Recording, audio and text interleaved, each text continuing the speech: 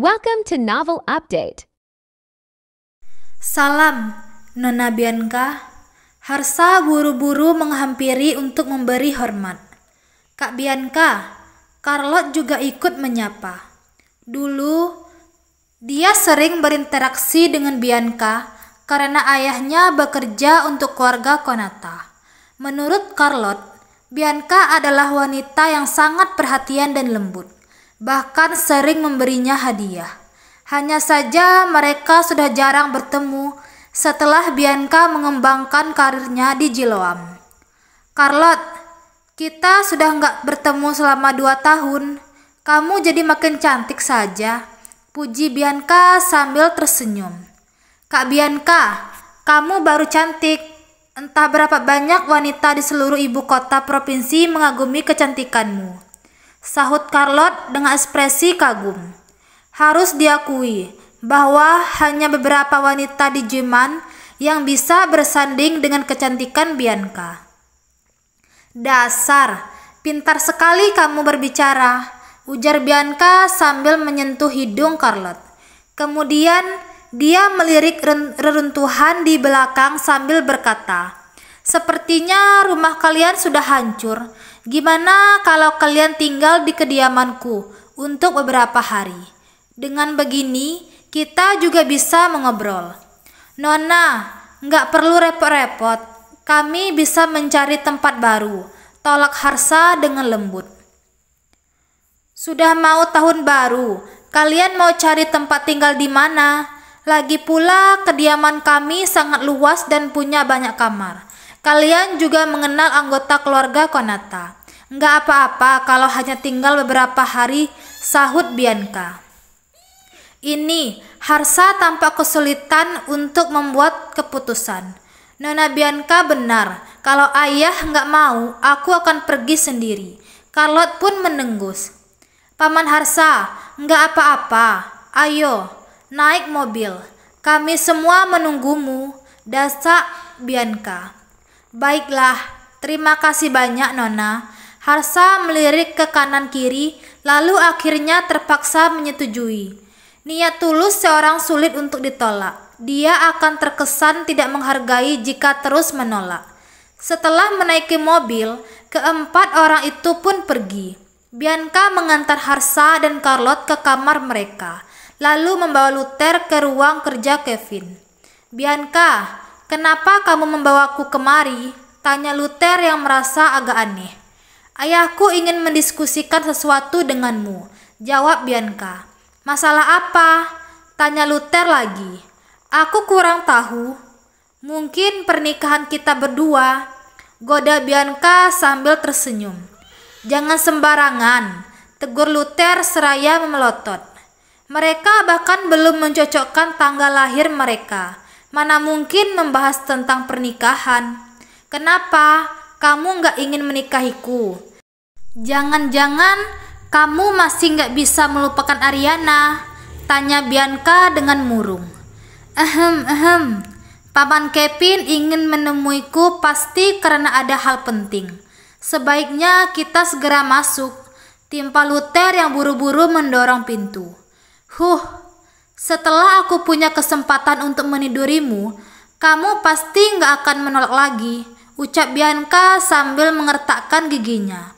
Kemudian dia mengikuti Luther masuk. Saat ini di ruang baca, Kevin sedang membaca buku dengan tenang. Lampu di atasnya masih menyala. Jelas dia belum tidur. "Sudah datang ya? Duduklah," ujar Kevin sambil meletakkan bukunya setelah melihat mereka masuk.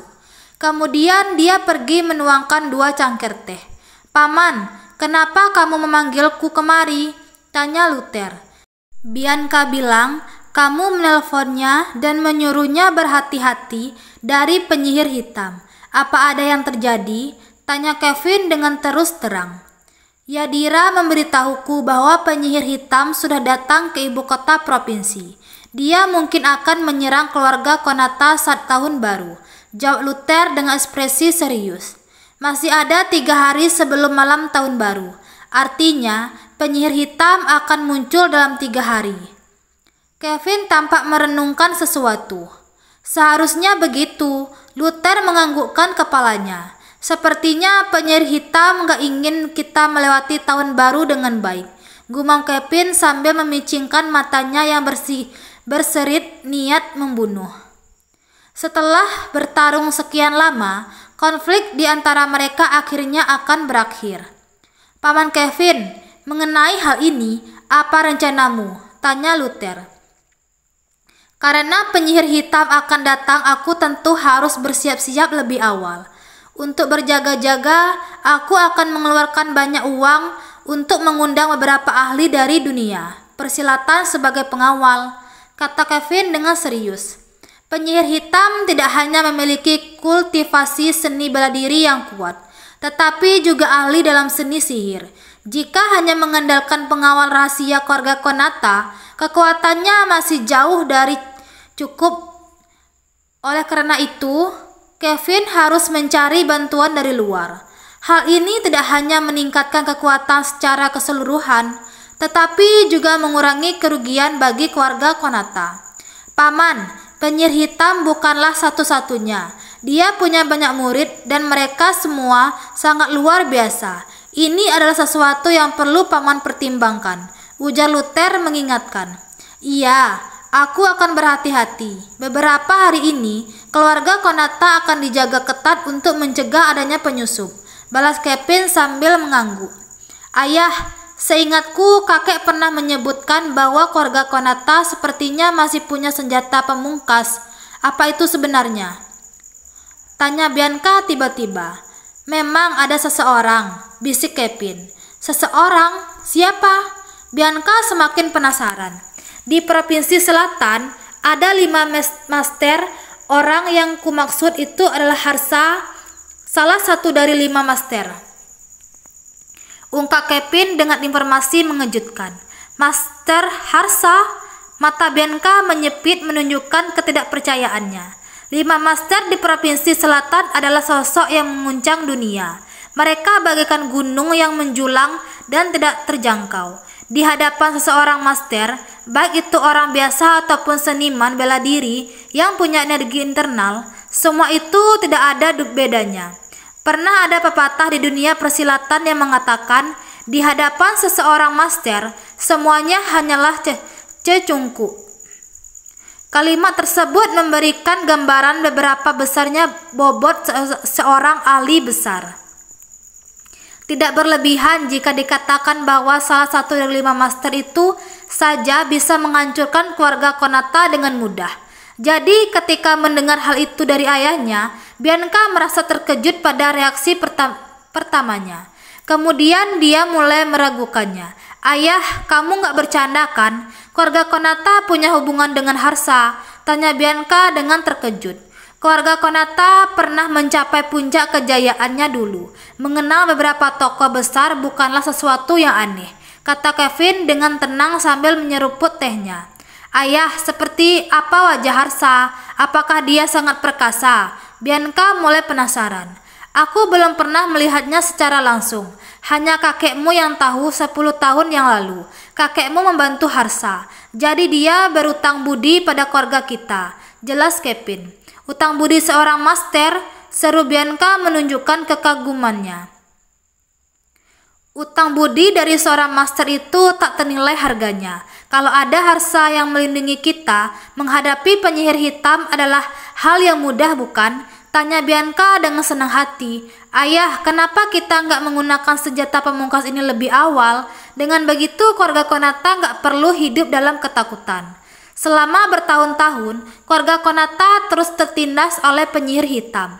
Setiap tahun beberapa orang di keluarga mereka meninggal secara misterius, membuat seluruh keluarga hidup dalam ketakutan. Jika bukan karena kekayaan dan kekuasaan keluarga Konata, mereka mungkin sudah hancur sejak dulu. Aku juga ingin menyelesaikan masalah penyihir hitam secepatnya. Tapi kakekmu sudah berpesan, jika hanya boleh menggunakan bantuan Harsa saat keluarga Konata berada di ambang kehancuran, kata Kevin seraya menggelengkan kepala. Keluarga Konata hanya dapat meminta bantuan Harsa sekali, jadi tentu saja mereka tidak bisa sembarangan menggunakan kesempatan ini. Selain itu, penyihir hitam selalu bergerak dalam kegelapan dan jarang muncul secara langsung. Bahkan Harsa sendiri saja sulit menangkapnya. Mereka harus menunggu hingga musuh keluar dari persembunyiannya. Ayah, penyihir hitam sudah hampir tiba. Bukankah ini saatnya untuk menggunakan bantuan? Tanya Bianca. Ayah sudah punya rencana. Kevin menjawab dengan tenang. Kalau benar-benar terjadi ancaman, kita bisa memanggil Harsa langsung hanya dengan memberitahu sinyal. Baiklah, sebagai kepala keluarga, keputusan ada di tanganmu. Bianca tidak banyak berkomentar. Senjata pemungkas seperti Harsa memang tidak boleh digunakan sembarangan. Tentu saja hasil yang paling ideal adalah jika keluarga Konata bisa mengatasi krisis ini dengan kekuatan mereka sendiri dan mengalahkan penyihir hitam. Dengan demikian, mereka masih bisa menggunakan Harsa di masa depan, sekaligus juga akan meningkatkan semangat keluarga. Paman, aku penasaran, apa perselisihan antara penyihir hitam dan keluarga Konata? Tanya Luther tiba-tiba. Ini, Kevin berhenti sejenak. Paman, aku hanya sekedar bertanya. Paman gak perlu merasa terbebani. Luther tersenyum. Jika melibatkan rahasia keluarga, memang tidak mudah untuk membicarakannya. Ayah, katakan saja terus terang. Luther juga bukan orang luar, timpal Bianca. Dia sendiri juga sebenarnya tidak terlalu jelas dengan dendam di antara kedua pihak ini. Baiklah, kalau kalian ingin tahu, aku ceritakan saja. Setelah ragu sejenak, Kevin pada akhirnya berkata, dendam antara penyihir hitam dan keluarga Konata sebenarnya bukan hal yang rumit. Masalah utamanya adalah karena harta. Dilihat dari sejarahnya, leluhur keluarga Konata dulu adalah anggota keluarga kerajaan. Pada masa kejayaannya, mereka mengumpulkan kekayaan yang melimpah. Bisa dikatakan dengan sangat kaya. Setelah pergantian dinasti, leluhur keluarga Konata menyembunyikan kekayaan mereka di tempat yang aman dan membuat peta harta karun. Pada suatu saat, peta harta karun tersebut terbagi menjadi 3 bagian. Ketiga putra dari leluhur keluarga Konata menyimpan masing-masing sebagai peta. Pada awalnya, leluhur keluarga Konata berencana menggunakan harta karun itu untuk bangkit kembali. Namun sayangnya, ketiga putra tersebut berakhir dalam pertikaian dan konflik. Masing-masing membawa sebagian peta dan menghilang tanpa jejak. Sejak saat itu, keluarga Konata terbagi menjadi 3 cabang yang berkembang sendiri. Setelah berabad-abad melalui berbagai ujian, 3 cabang keluarga Konata memiliki kekuasaan dan nasib yang berbeda-beda. Peta harta karun ini diwariskan dari generasi ke generasi.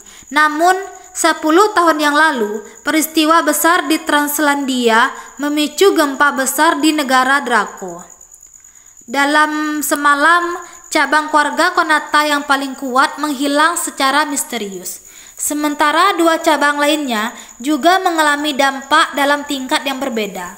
Keluarga kita ini adalah salah satu yang selamat, dan hal itu sangat patut disyukuri. Tapi 1 cabangnya lagi mengalami dampak besar dan akhirnya menuju kehancuran. Pada titik ini ucapan Kevin tiba-tiba terhenti. Lalu dia menghela napas dengan lembut. Ayah, aku juga pernah membaca sejarah keluarga Konata di buku Silsilah Keluarga. Tapi apa hubungannya dengan penyihir hitam? Tanya Bianca. Selama beberapa tahun berakhir ini, penyihir hitam punya banyak kesempatan untuk membunuhku, tapi dia tidak pernah bertindak. Apa kamu tahu alasannya? Tanya Kevin. Apakah itu karena peta harta karun? Bianca dengan cepat menyadari situasinya. Tepat sekali, Kevin mengangguk. Kekayaan sebesar ini pasti membuat orang iri. Tidak terkecuali juga penyihir hitam. Dia nggak membunuhku karena peta harta karun itu belum di tangannya. Oleh karena itu, selama beberapa tahun ini, dia terus mengintimidasi dan mencoba memaksaku untuk menyerahkan peta harta karun. Tunggu sebentar. Pada saat ini, Luther tiba-tiba bertanya dengan heran. Paman, peta harta karun ini sebenarnya menjadi rahasia keluarga Konata bukan? Tentu, Kevin mengangguk lagi. Kalau ini adalah rahasia keluarga Konata, bagaimana penyihir hitam bisa mengetahuinya? Luther merasa aneh. Tampaknya kamu sudah menyadarinya. Kevin menghela napas dengan ringan. Keluarga Konata terdiri dari 3 cabang. 1 cabang menghilang secara misterius. 1 cabang menuju kehancuran. Dan satu-satunya yang bertahan adalah kami. Penyihir hitam sebenarnya adalah satu-satunya yang selamat dari cabang yang mengalami kehancuran. Satu-satunya yang selamat. Mendengar hal ini, Luther dan Bianca saling memandang. Keduanya tampak terkejut. Mereka benar-benar tidak menyangka bahwa penyihir hitam sebenarnya adalah anggota keluarga Konata. Selain itu, dia bahkan berasal dari leluhur yang sama. Wajar saja penyihir hitam mengetahui begitu banyak rahasia. Cabang-cabang ini berasal dari leluhur yang sama. Tapi penyihir hitam malah tidak ragu-ragu untuk menyakiti anggota keluarga sendiri demi keuntungan pribadi. Benar-benar kejam. Bianca marah sambil memukul meja. Setelah mengetahui kebenarannya, Bianca justru lebih emosi lagi. Jika ada dendam besar yang menyebabkan kedua belah pihak berakhir seperti ini, itu masih bisa dimaklumi. Namun ternyata keluarga mereka diserang selama bertahun-tahun hanya demi sebuah peta harta karun. Orang itu benar-benar gila. Nafsu manusia tak pernah ada habisnya. Godaan dari peta harta karun terlalu besar. Penyihir hitam tak akan berhenti sampai berhasil mendapatkannya, kata Kevin. 1 cabang telah menghilang. Artinya, sebagian dari peta harta karun itu hanya sudah hilang. Kalaupun penyihir hitam mendapatkan peta kita, apa gunanya? Bukankah semuanya itu hanya sia-sia? Kata Bianca dengan ekspresi dingin. Peta harta karun yang telah rusak tentunya takkan bisa membawa mereka menemukan harta karun tersebut. Bagi Bianca, penyihir hitam hanya melakukan pekerjaan yang sia-sia. Penyihir hitam sudah terlalu terobsesi, nafsu dan kehilangan akal sehat. Saat kamu menjadi kepala keluarga nanti, aku akan memberikan peta harta karun ini langsung padamu. Pastikan untuk menjaganya dengan baik, kata Kevin dengan serius. Nggak usah, sebaiknya ayah saja yang mengurusnya. Aku nggak tertarik, kata Bianca segera menggelengkan kepalanya. Peta harta karun ini adalah sesuatu yang sulit ditangani. Entah berapa banyak masalah yang akan muncul jika Bianca mengambil alih. Baiklah, masalah itu nanti saja baru dibahas. Yang paling penting sekarang adalah menghadapi penyihir hitam, ujar Kevin. Selama 3 hari ke depan, kalian berdua harus tinggal di keluarga Konata dan tidak boleh keluar sembarangan agar tidak diserang. Aku akan menyewa beberapa ahli untuk membantu kita. Begitu penyihir hitam muncul, dia akan jatuh ke dalam perangkapnya sendiri. Apapun konsekuensinya, kita harus menangkap penyihir hitam kali ini dan menghilangkan ancaman besar ini. Bianca memicingkan kedua matanya dengan dingin. Penyihir hitam memberikan tekanan yang sangat besar kepada keluarga Konata. Sepertinya duri dalam daging yang harus diatasi secepatnya. Namun, lawan tersebut terlalu pandai bersembunyi. Sampai saat ini, orang itu belum pernah terlihat secara langsung. Tuan, pada saat itu seorang pengurus keluarga Konata tiba-tiba mengetuk pintu dan memasuki ruangan. Apa yang terjadi? Tanya Bianca sambil meliriknya.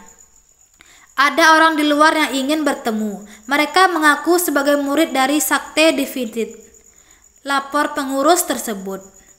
Sakte Definite, ekspresi Kevin berseri-seri. Mereka sudah datang secepat itu. Segera bawa mereka masuk. Baik. Setelah mendengar perintah itu, pengurus tersebut segera pergi. Ayah, apa itu Sakte Definite? Aku belum pernah mendengarnya, tanya Bianca dengan penasaran. Sakte Definite adalah sakte terpandang di Jeberia. Mereka biasanya tidak pernah menampakkan diri. Wajar saja kalau kamu belum pernah mendengarnya, jawab Kevin.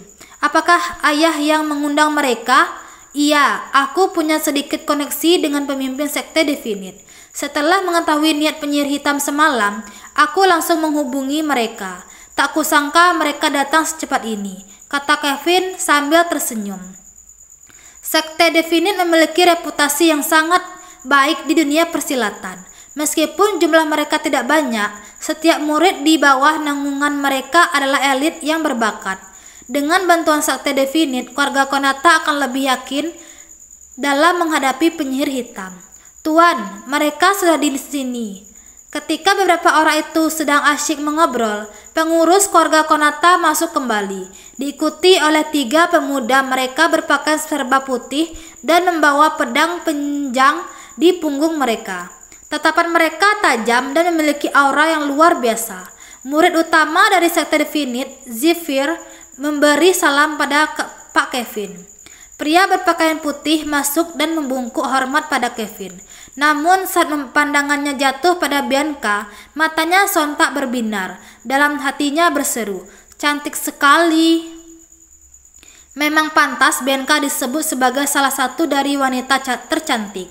Murid kedua dari Sekte Definite, Jasmine, memberi hormat pada Pak Kevin. Murid ketiga dari Sekte Definite, Azalea, memberi hormat pada Pak Kevin. Kedua wanita berbaju putih lainnya juga ikut memberi hormat.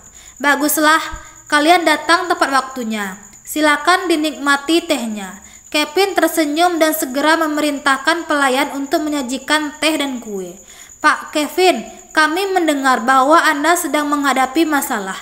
Kami datang atas perintah guru untuk membantu Anda. Kalau ada yang bisa kami lakukan, silakan katakan saja. Kami pasti akan membantu Anda menyelesaikannya," ujar Zephyr dengan percaya diri.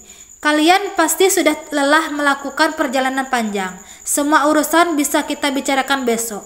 Oh iya, kenapa gurumu nggak kelihatan?" tanya Kevin tiba-tiba mengubah topik. "Hanya dengan 3 murid dari Sekte Definite, tampaknya masih kurang. Akan lebih baik jika ada tetua atau bahkan pemimpin sekte sendiri yang turun tangan." "Jangan khawatir, Pak Kevin. Guruku dan paman guru akan tiba 2 hari lagi," jawab Zephyr. "Baiklah, aku senang mendengarnya." Kevin merasa lega. Sebenarnya untuk urusan sepele seperti ini tidak perlu campur tangan dari guru ataupun paman guru. Masalah apapun bisa kuhabisi dengan tebasan pedangku ini, ujar Zephyr dengan percaya diri. Dengan satu gerakan, Zephyr melakukan pedang yang tergantung di punggungnya. Dia menggenggam ganggang pedang tersebut dengan satu tangan, lalu mengayunkan pedangnya ke arah kursi yang berjarak 3 meter dari mereka. Swish! Cahaya pedang berkilau sejenak, lalu kursi kayu itu pun langsung hancur menjadi 5 bagian. "Kakak senior hebat sekali," Azalea dan Jasmine berseru kagum dengan suara serentak. "Zephyr bisa melepaskan energi sejati. Itu berarti dia adalah seorang seniman bela diri tingkat sejati. Memiliki kekuatan pedang yang sehebat itu pada usia 30-an memang termasuk luar biasa." "Pak Kevin, bagaimana menurutmu tebasan pedangku ini?" tanya Zephyr sambil tersenyum bangga. Saat berbicara, dia bahkan sengaja melirik Bianca, seakan-akan sedang memamerkan kehebatannya. "Lumayan. Masih semuda ini saja kamu sudah punya bakat yang luar biasa. Kamu lebih hebat dibandingkan gurumu saat masih muda," kata Kevin sambil mengangguk.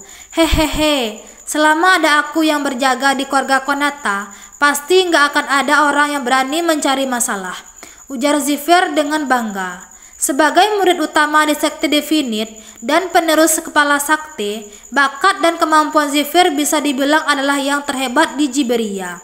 "Tentu saja aku merasa lebih lega kalau ada Sekte Definite yang berjaga-jaga," ucap Kevin seraya mengangguk.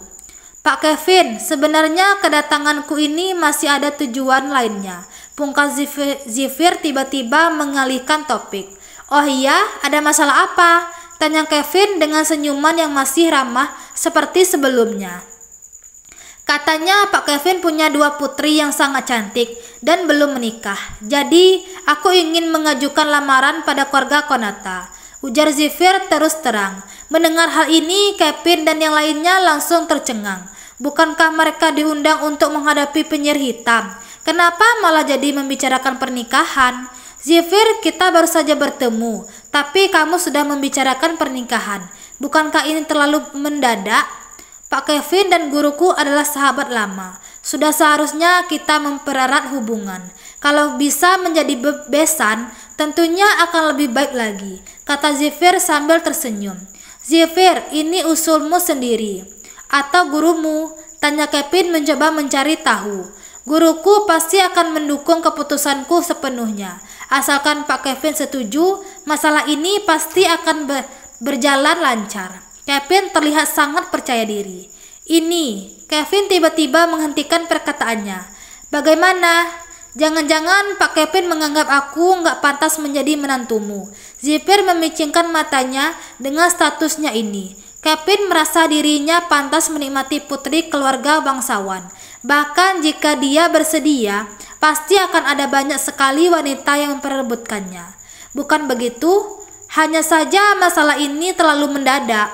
Aku harus menanyakan pendapat putriku dulu, balas Kevin. Gak usah repot-repot, biar aku tanya sendiri saja. Zipper menoleh dan memandang Bianca dengan tatapan berkobar. Nona Bianca, aku sudah lama mendengar reputasimu. Setelah bertemu hari ini, jantungku berdebar semakin kencang. Apa kamu bersedia menikahiku? Bianca tertegun sejenak, lalu berkata dengan ketus, "Pergi kamu." Thanks for watching.